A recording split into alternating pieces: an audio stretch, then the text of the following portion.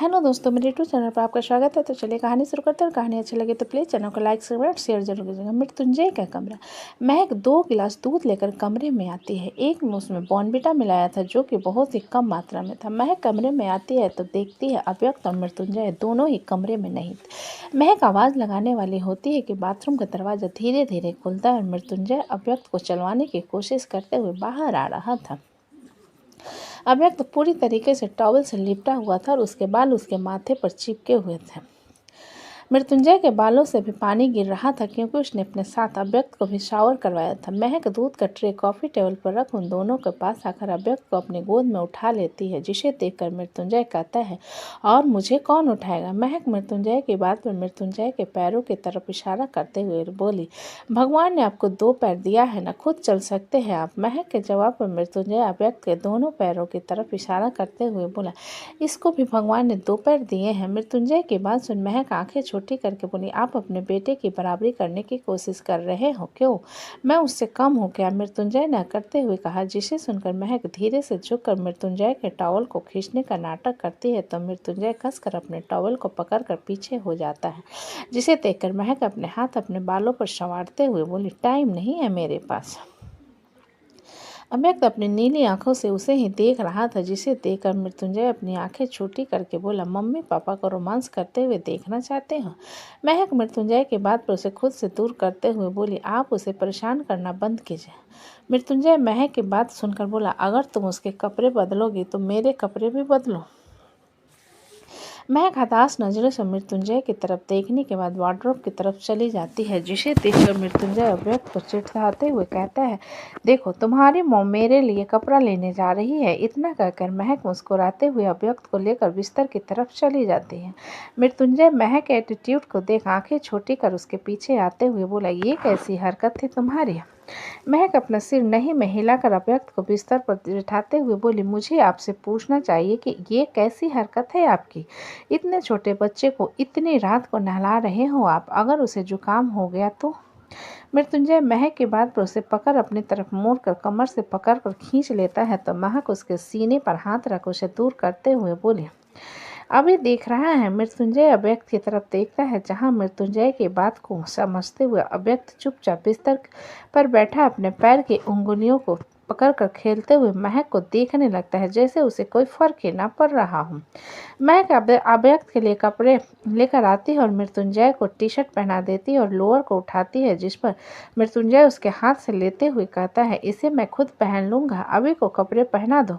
मृत्युंजय की बात पर महक अव्यक्त के लिए लाए कपड़े उठाकर उसे पहनाने लगती है। तब तक मृत्युंजय भी अपने गीले बालों को टॉवल से पोंछते हुए फ्रेश हो जाता है। महक अव्यक्त को रेडी करके उसे मृत्युंजय की गोद में देते हुए बोले, आप दोनों लड़ाई नहीं होंगे, मैं आप लोगों के कपड़े पैक कर रही हूँ। मृत्युंजय अव्यक्त को पकड़कर सोफे पर बैठते हुए बोला, हम दोनों झगड़ा कहाँ होते हैं? महक अव्यक्त की बात सुनकर अपना सिर हिला देती है और क्लोजेट रूम की तरफ चली जाती है। उसके जाने के बाद मृत्युंजय अव्यक्त को सोफे से नीचे कारपेट पर बैठकर बोला, बदमाशी मत करना, मुझे काम करना है। इतना कहकर मृत्युंजय ड्रॉर से अपना लैपटॉप और फाइल उठा लेता है और अपने काम में लग जाता है। अव्यक्त खुद को इग्नोर होता हुआ देखकर अपनी नीली आंखों से मृत्युंजय को घूरने लगता है, लेकिन मृत्युंजय बिना उस पर ध्यान दिए सिर्फ अपना काम कर रहा था, जिसे देखते हुए अव्यक्त रेंगते हुए कॉफी टेबल के सहारे उठकर खड़ा हो जाता है और महक जो उन लोगों के लिए दूध का गिलास लेकर आई थे उसे पकड़ने की कोशिश करते हुए बोले, हाथों से एक गिलास को पकड़ लेता है, लेकिन सहारा न होने के कारण वह पीछे के बल होते हुए धम से कारपेट पर बैठ जाता है, जिस कारण सारा दूध अव्यक्त के ऊपर ही आकर गिर जाता है। लेकिन दूध गर्म न होने के कारण उसमें फर्क नहीं पड़ता, पर उसकी पूरी बॉडी चिपचिपी हो चुकी थी। अव्यक्त रोने के बजाय कारपेट पर गिरे दूध को थप थप करके मारते हुए खेलने लगता है। अव्यक्त अपने दूध को गिर चुका था, अब उसकी नज़र मृत्युंजय के दूध के गिलास पर थी, लेकिन उसमें भाप निकल रहा था क्योंकि वो दूध गर्म थी। अव्यक्त फिर से टेबल के सहारे खड़ा हो जाता है और दूध का गिलास को पकड़ने की कोशिश करने लगता है। अव्यक्त एक कोशिश रंग लाते और दूध को बाहर से पकड़ लेता है और जैसे ही दूसरे हाथ से पकड़ने के लगता है तभी कोई आकर उसे अपनी गोद में उठा लेता है। अव्यक्त सिर ऊपर करके उस तरफ देखता है जहाँ महक उसे घूर रही थी। महक की घूरती हुई नज़र को महसूस कर अव्यक्त रोने जैसा चेहरा बनाकर अपना सिर नीचे कर लेता है। महक अव्यक्त को घूरने के बाद मृत्युंजय के सामने टेबल पर हाथ मारते हुए बोली, मृत्युंजय। अचानक महक के हाथ मारने पर मृत्युंजय, जो कि पूरी तरीके से अपने काम में खो चुका था, एकदम से चमक जाता है और महक की तरफ हैरानी से देखते हुए कहता है, क्या हुआ? महक अव्यक्त की तरफ इशारा करते हुए बोली, देखिए इसका हालत देखिए। मृत्युंजय अव्यक्त की तरफ देखता है, जिसके चेहरे पर दूध और कापरों पर भी दूध लगा हुआ था और वो चुपचाप सिर नीचे करके धीरे धीरे सुबक रहा था। मृत्युंजय हैरानी से अव्यक्त की तरफ देखते हुए बोला, अबे तुमसे कहा था ना चुपचाप बैठे रहना। मृत्युंजय की बात पर महक अपने दांत पीसते हुए बोली, ये कौन सा तरीका है छोटे बच्चे से बात करने का? मृत्युंजय छोटा सा मुंह बनाकर बोला, सॉरी यार, मुझे थोड़ा सा काम आ गया था, लेकिन मैंने इससे कहा था चुपचाप बैठे रहने के लिए, लेकिन इसे तो मैराथन खेलना है, हर जगह नाचना है। महक मृत्युंजय की बात पर दूध की तरफ इशारा करते हुए, इसका दूध मैंने ठंडा करके रखा था, लेकिन आपका दूध गर्म था, इसे भी पकड़ रहा था, अगर इसके ऊपर गिर जाता तो? आपका अव्यक्त के ऊपर बिल्कुल ध्यान नहीं है। महक की डांट को सुनकर मृत्युंजय अपना सिर झुकाते हुए धीरे से बोला, गलती उसकी है तो मुझे क्यों डांट रही हो? महक हताश नजरों से मृत्युंजय और अव्यक्त की तरफ देखने के बाद अव्यक्त को लेकर वॉशरूम की तरफ जाते हुए मृत्युंजय से बोली, मेरे आने तक दूध फिनिश होना चाहिए और आपका जो काम है सब खत्म। जो नीचे कारपेट को गंदा कर रखा है ना अभी ने, उसे भी आप साफ करोगे? महक की बात पर मृत्युंजय हैरानी से उसकी तरफ देखते हुए बोले, मैं इस घर का मालिक हूँ, नौकर नहीं। महक पलट कर मृत्युंजय की तरफ देखती है तो मृत्युंजय कहता है, मैं सर्वेंट बुलाकर साफ करवा देता हूँ। महक उसे एक नज़र घूरने के बाद अव्यक्त को लेकर बाथरूम के अंदर चली जाती है। मृत्युंजय महक के जाने के बाद मुंह बनाते हुए बोला, नकचढ़ी चुड़ैल, हिटलर गई। इतना कहते हुए मृत्युंजय सर्वेंट को बुलाकर कारपेट चेंज करने के लिए कह देता है और कुछ देर बाद महक अव्यक्त को क्लीन करके कमरे में लेकर आती है। तब तक कारपेट चेंज हो चुका था और मृत्युंजय पूरे रूम की सफाई करवाकर चुपचाप बिस्तर पर बैठा हुआ था। महक मृत्युंजय के फास्टनेस को देखते हुए बोली, आपका काम खत्म हो गया? महक की आंखों में एक शक को देखते हुए मृत्युंजय फुल कॉन्फिडेंस होकर बोला, मेरा काम खत्म हो गया और रात हो गई है तो सोना भी तो होता है ना। महक मृत्युंजय की बात सुनकर अपना सिर हिला देती है और अव्यक्त को उसकी गोद में देते हुए कहती, और आपका दूध? मृत्युंजय एक हाथ से अव्यक्त को लेकर इधर उधर इशारा करते हुए बोला, मैंने खत्म करके किचन भिजवा दिया। महक अपना सिर हिला देती है और लाइट्स ऑफ करते हुए मृत्युंजय से कहती है, चुपचाप सो जाइए, क्योंकि सुबह से ही हमें राजस्थान के लिए निकलना है। इतना कहते हुए महक फिर से अव्यक्त को अपनी गोद में लेकर बिस्तर पर सुला देती और उसे फिट करवाने लगती है, क्योंकि बिना रात को माँ का दूध पिए उसे नींद नहीं आती। मृत्युंजय महक के बगल में लेटे उसे देखते हुए बोला, अभी कितने टाइम में सो जाएगा? महक मृत्युंजय की बात पर उसे देखते हुए बोली, अब मुझे समझ आया आपकी मेरी बातों को मानने की वजह, कुछ नहीं मिलेगा। मृत्युंजय महक के बात पर छोटा सा मुंह बनाकर बोला, तुम हमेशा मेरे किरदार पर शक क्यों करती रहती हो? मैं तो तुम्हें गले लगाकर सोना चाहता था, बस इसलिए कह रहा था। मृत्युंजय की पूरी बात सुनने के बाद महक अपना सिर हिलाकर बोले, आज अभी हमारे साथ सोएगा, मैं उसे पालने में नहीं सुलाऊंगी। महक की बात सुनकर मृत्युंजय बिस्तर से उतर जाता है, जिसे देख महक मृत्युंजय कंफ्यूजन में उसकी तरफ देखने लगती है। तो मृत्युंजय बिस्तर के राउंड घूमकर महक की तरफ जाकर उसके बगल में लेटते हुए उसे पीछे से अपने बाहों में भरते हुए कहता है, कोई बात नहीं, मैं ऐसे तुम्हें गले लगाकर सो जाऊंगा।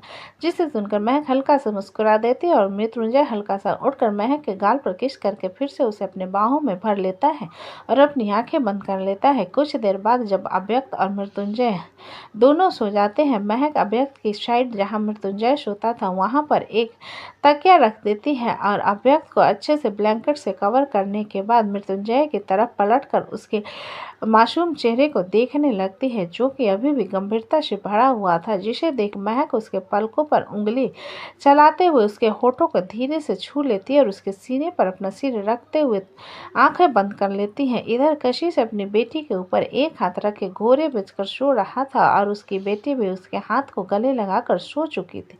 वही मीरा उन दोनों पर एक नज़र रखते हुए अपने डिजाइनिंग बुक में डिजाइन ड्रॉ कर रही थी, क्योंकि दिन भर के काम के बाद उसके पास सिर्फ रात का वक्त वक्त बचा था। अचानक कशिश की नींद टूटती है और वो आंखें खोलकर इधर उधर देखते हुए अपना हाथ धीरे से राशि की पकड़ से छुड़ा उठकर बैठ जाता है। कशिश सिर घुमा सोफे की तरफ देखता है जहाँ पर मीरा बैठी बुक में डिजाइन बना रही थी, जिसे देखते हुए कशिश बिस्तर से उधर मीरा की तरफ आते हुए बोला, क्या कर रही हो? मीरा कशिश की आवाज़ पर उसकी तरफ देखते हुए बोली, कुछ नहीं, बस डिजाइन बना रही थी। कशिश जाकर मीरा के बगल में बैठे उसके गोद में अपना सिर रखते हुए बोला, मीरा। मीरा ड्राइंग बुक बंद कर कॉफ़ी टेबल पर रख कशिश के बालों में हाथ चलाते हुए बोली, क्या हुआ? कशिश मीरा की तरफ देखते हुए बोला, मुझे नित्या की बहुत ज़्यादा फिक्र हो रही है। मैं उसे इस तरीके से खुद के हाथों से उसकी ज़िंदगी बर्बाद करते हुए नहीं देख सकता। जिसे सुनकर मीरा अपना सिर हिलाते हुए कशिश से बोली, आपको ज़्यादा परेशान होने की ज़रूरत नहीं है कशिश।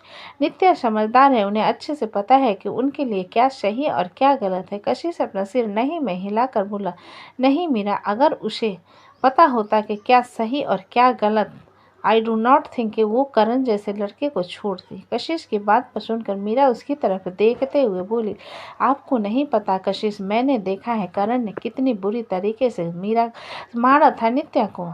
तो एक लड़की कैसे ऐसे इंसान के से प्यार कर सकती है जो उसके साथ मारपीट करे। कशिश मीरा की बात पर उसकी गोद से सिर हटाकर उठकर बैठते हुए उसकी तरफ देखकर बोला, एक बात बताओ, अगर तुम्हें पता होता कि तुम्हारे पेरेंट्स ने बचपन से तुम्हारी और मेरी शादी तय कर दी है, तो क्या फिर भी तुम सुधांशु के साथ रिलेशनशिप में आती? कशिश की बात सुनकर मीरा अपना सिर नहीं में हिलाते हुए बोली, मैं नहीं आती। करेक्ट। जबकि नित्या को पता था कि उसकी शादी काफ़ी वक्त से करण चावला के साथ तय कर दी गई है, बट फिर भी उसने पहले सुधांशु को प्रपोज किया, फिर शौर्य के साथ रिलेशनशिप में आने का नाटक किया। बस इसी बात का गुस्सा करण ने उतारा। उसका तरीका गलत था मीरा पर, बट इंटेंशन गलत नहीं थे। कशिश ने मीरा को समझाते हुए, जिसे सुनने के बाद मीरा कशिश की तरफ देखते हुए बोली, हम इस मामले में क्या कर सकते हैं, जबकि उन दोनों की तो अब ऑफिशियली डाइवोर्स हो चुकी है। कशिश मीरा की बात सुनकर अपना सिर नहीं में हिलाते हुए, मुझे नहीं समझ आ रहा। मीरा एक गहरी सांस भरकर बोली, चलिए रात हो गई है, सो जाइए, इस बारे में बाद में सोचेंगे। कशिश अपना सिर हिला देता है और दोनों बिस्तर की तरफ चले जाते हैं। इधर चित्रांग अपने कमरे से निकलकर पानी की बोतल लेने जाने लगता है जब उसकी नज़र वैदिक पर जाती है, जो कि गेम खेल रहा था। चित्रांग वैदिक की तरफ देखते हुए उसके कमरे के दरवाजे पर नॉक करते हुए बोला, क्या मैं अंदर आ सकता हूँ? चित्रांग की आवाज़ सुन वैदिक उसकी तरफ देखते हुए बोला, हाँ भाई। चित्रांग अंदर आकर वैदिक की तरफ देखते हुए बोला, रात हो चुकी है ना, गेम क्यों खेल रहे हो? वैदिक चित्रांग की बात पर टीवी की तरफ इशारा करते हुए बोला, मेरा आखिरी लेवल है, उसके बाद मैं सो जाऊंगा, फिर हम सब कल राजस्थान जाएंगे तो वहाँ पर खेल नहीं पाऊंगा। चित्रांग वैदिक के पास आकर उसके हाथ से वीडियो गेम लेते हुए बोला, वैदिक मैं मना नहीं कर रहा, लेकिन बच्चा रात को तुम्हें सो जाना चाहिए। वैदिक चित्रांग की शांत आवाज़ पर अपना सिर हिलाते हुए बोला, ठीक है, मैं सो जाऊंगा। चित्रांग अपना सिर हिलाकर वैदिक को बिस्तर की तरफ इशारा करते हुए बोला, चलो जाकर सो जाओ। वैदिक जाकर बिस्तर पर लेट जाता है तो चित्रांग उसे ब्लैंकेट से कवर कर उसके बालों को सहलाते हुए कहता है, कल बहुत एंजॉय करना है। जिस पर वैदिक चित्रांग की तरफ देखते हुए, लेकिन आप तो नहीं जा रहे हो ना? चित्रांग हल्का सा मुस्कुरा कर बोला, तुम तो जा रहे हो ना? वैदिक चित्रांग के हाथ को पकड़ते हुए बोला, भाई आप भी चलो ना, सब साथ होंगे रहेंगे तो ज़्यादा मज़ा आएगा। चित्रांग वैदिक के हाथ पर हाथ रखते हुए बोला, चुपचाप सो जाओ, कल सुबह देखेंगे। वैदिक ने अपना सिर हिलाते हुए आंखें बंद कर लेता है तो चित्रांग उसके सिर को थपथपाते हुए लाइट्स ऑफ कर कुछ देर बाद कमरे से बाहर चला जाता है। ऋतिक का फार्म हाउस। पूर्वी के पीछे से गले लगाने पर ऋतिक का दिमाग खराब हो जाता है और वो झटके से पलटकर पूर्वी को धक्का देता है, जिस कारण पूर्वी का कमर किचन के काउंटर से जा भिड़ती है और वो दर्द से कराह जाती है। ऋतिक उसके दर्द को इग्नोर करते हुए अपने कदम उसकी तरफ बढ़ा दांत पीस कर बोला, how dare you touch me. Purvi Hritik के गुस्से को देखकर घबरा जाती है और डरते हुए कहती है, आई एम सॉरी, मैंने कॉकरोच देख लिया था इसलिए मैं डर गई थी। पूर्वी के घबराए हुए चेहरे को देख ऋतिक अपने शब्दों पर जोर देते हुए बोला, दोबारा अगर मुझे हाथ लगाया तो जान से मार दूंगा, समझे? जितना हो सके उतना दूर रहो मुझसे, क्योंकि मेरी मर्जी के बगैर कोई मुझे छुए मुझे नहीं पसंद। इतना कहकर ऋतिक अपना कॉफ़ी का मग लेकर कमरे की तरफ चला जाता है। पूर्वी उसे जाता हुआ देखने के बाद अपने हाथ की तरफ देख उसने स्निफ करते हुए बोली, कितनी अच्छी खुशबू है तुम्हारी, और मैं ये खुशबू अपने पूरे जिस्म में चाहती हूँ। ये कहते हुए पूर्वी अपने हाथों को और अपने कंधों का स्निफ करने लगती है। तभी उसे रिवान की आवाज़ सुनाई देती है, बॉस के ऊपर डोरे डालना बंद करो। रिवान की आवाज़ सुनकर पूर्वी सिर घुमाकर उसकी तरफ देखते हुए बोली, तो क्या तुम पर डोरे डालूं? रिवान पूर्वी की बात सुनकर अपने दांत पीसते बोले, मैडम, पहले मेरी मैडम थी लेकिन अब वो मेरी बहन है। दोबारा अगर बॉस के ऊपर नज़र डाले ना तुम्हारी आंखें नोच लूंगा। रिवान की धमकी को सुनकर पूर्वी उसके पास आकर हल्का सा मुस्कुराते हुए बोली, अपनी ये 2 कौड़ी की धमकी उसे जाकर दो जो डरे, मैं नहीं डरती। रिवान घूरकर पूर्वी को देखते बोले, तुम्हारी ये घटिया हरकतें तुम अपने तक सीमित रखो तो बेहतर है, वरना इसका अंजाम भुगतने के लिए तैयार रहना। जिसे सुनकर पूर्वी तिरछी मुस्कान के साथ रिवान के गाल पर अपनी उंगली चढ़ाते हुए बोली, रिवान, कितना लंबा इंतजार किया है मैंने उनके आने का। उनके बच्चों को कितने प्यार से संभाला है मैंने। पहली नज़र में दिल दे बैठी थी और उन्हें अब कोई भी हमारे बीच में आकर हमें दूर नहीं कर सकता। तुम्हारा ये पागलपन बहुत जल्दी उतरेगा और उससे भी जरूरी है, अपनी ये घटिया हाथ मुझसे दूर रखो। रिवान ने पूर्वी को घूरते हुए उसके हाथ को झटक कर कहा। पूर्वी अपने झटके हुए हाथ को देख मुस्कुराते हुए वहां से अपने कमरे की तरफ चली जाती है। तो दोस्तों, कहानी कैसी लगी मुझे कमेंट में लिखिए। अच्छी लगे तो प्लीज़ चैनल को लाइक करें, सब्सक्राइब करें और ज़्यादा से ज़्यादा शेयर करें। कहानी को पूरा सुनने के लिए धन्यवाद।